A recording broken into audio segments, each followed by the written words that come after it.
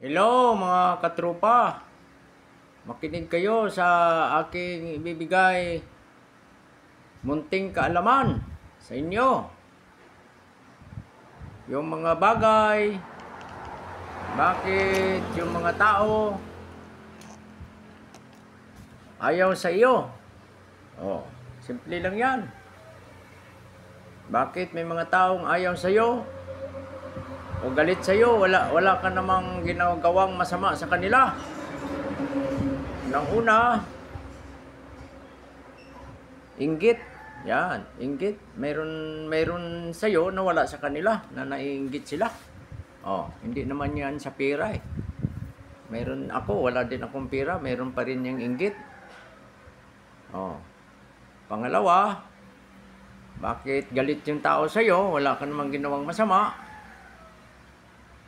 Ayaw ka suportaran kasi ayaw nilang makita kang umaasinso.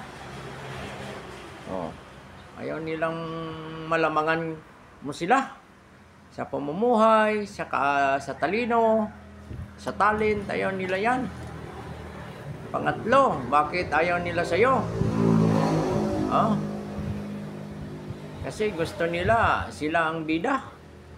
Sila ang magaling, sila ang mayaman. Yan ang ugali ng tao na napakahirap ispilingin. Oh. Sa atin naman na mga open-minded person, ang pag-angat ng ibang tao, gawin natin yung inspirasyon.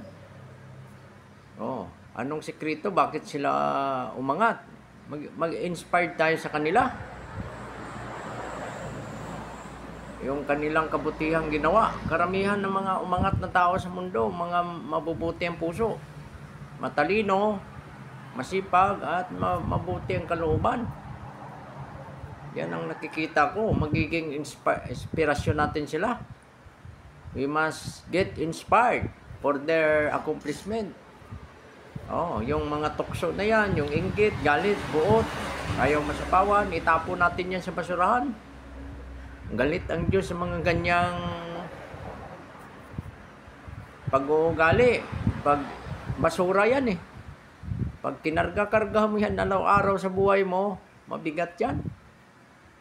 Nakikita pa ng Diyos yan. Ang masama niyan, baka mahiblad ka pa o atakihin ka sa puso.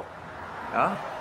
Wala mang perfectong tao, pero pananitihin nating magiging malinis ang ating budhi at kalooban. Lalo yung puso natin, malinis.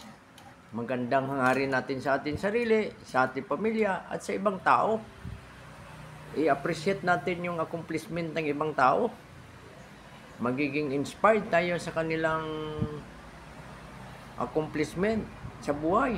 Oh, yan ang pinakamaganda. Ako, tuwang-tuwa, nakikita ko yung mga vlogger na yumaman. Nagiging inspired ako dyan sa kanila. Pag mayroong maliliit na vlogger, pinapanood ko yung mga video, nagko-comment ako, nagla-like, nag-heart.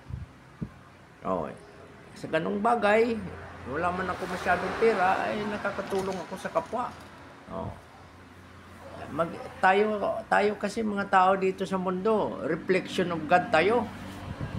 Pag masama yung kalooban natin, yung budhi natin, at saka yung puso, lalo yung pag-iisip, talagang parating masama yan. Gusto ng utak parati yan, material. Kaya balansin natin yung utak natin at saka puso. Balansin natin yan. Pag nakita ng Diyos yan, na ganyan tayo, we are reflection of God on earth. Matutuwa ang Diyos. Ganyan yan. Tayo ang living testament na mapatutuo na may Diyos at may kabutihan sa mundo. At isa yan sa basihan na makapasok ka sa kaharian ng Diyos, sa everlasting light mo. Iwasan nyo, baka mapunta kayo ng everlasting torment. Minsan na tayong mamatay. Minsan na tayong nabuhay. Once appointed to every man to be born, and after born, live, death, judgment of God. Yan, isipin natin yan parati. Nakabigay na naman ako ng kunting kalaman sa inyo mga katrupa, mga kapatid ko.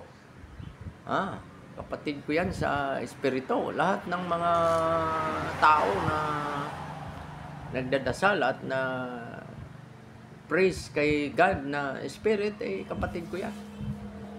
Lalo mga katrupa, mahal ko kayong lahat. Yung mga katrupa natin, mahal ko yan. Kahit na hindi na sila yan mag-like o mag-share ng aking video, sumilip-silip lang kayo. Pag may time kayo na kunti, sumilip-silip lang kayo dyan. Kahit 5 segundo, masaya na ako niyan. Nakikita na yan ni Nita. Bye-bye. I love you all.